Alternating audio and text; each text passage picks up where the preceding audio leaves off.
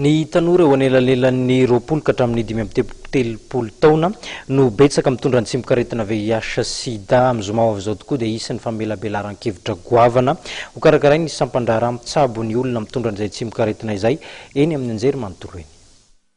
Misy ary iainan'ny malagasy ny VIH sida fa tsy onono hoy Andriamatoa Mamrandry, profesora miandraikitra ny sampandrara mitsabo ireo olona mitondra ny tsimikaretina etsy amin'ny hopitaly Bevelantanana.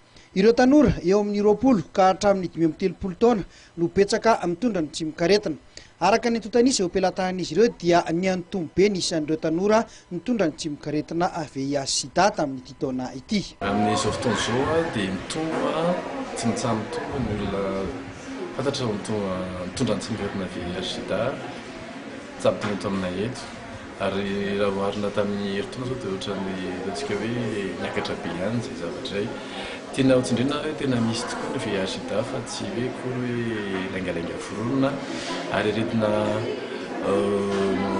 gravy retina mamono mety hamono olona be dia be mihitsy raha ohatra ka tsy ampy ny fahamalinana sy ny fitandremana atao.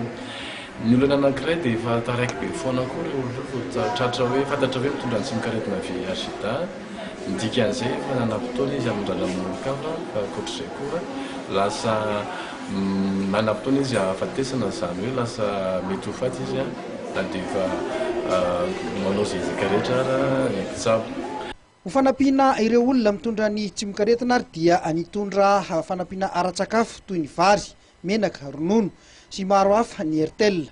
Notoloran'ny Airtel tensiomètre sy finday ihany koa ny sampandrara mitsabo ireo olona mitondra ny tsimikaretina mba ampiasain'izy ireo hitsaboana sy hanampiana ny marary. Anampy anareo izany ifandraisantsika tanana hanampiana ny ara-tsakafo an'ireo sahirana ary ny fanampiana ny sahirana izany tena hoe fotom-pisainana ao aminay dia izay koa izany ny tsy hoe hivarotra telefona ihany na hivarotra crédit fa indrindrindrindra fa mametraka an'izay empreinte kely izay ao anatin'ny foniny tsirairay hoe Airtel Madagasikara koa dia manana an'ireo izay ireo izany mpiara-miasa fa manolotra hoe manolotra ny tenanay anampy koa izany. Amin'izy mazao dia izy ny hetsika goavana izay karakarain'ny zareo avy etsy amin'ny sampandrara maladie infectieuse etsy Bevelantanana eny amin'ny anjery manontolo mba hanazavana misimisy kokoa ny manodidina ity tsimikaretina ity. Isy mihitsy moa ny manam-pahaizana avy any ivelany hanao famelabelaran-kevitra amin'izany.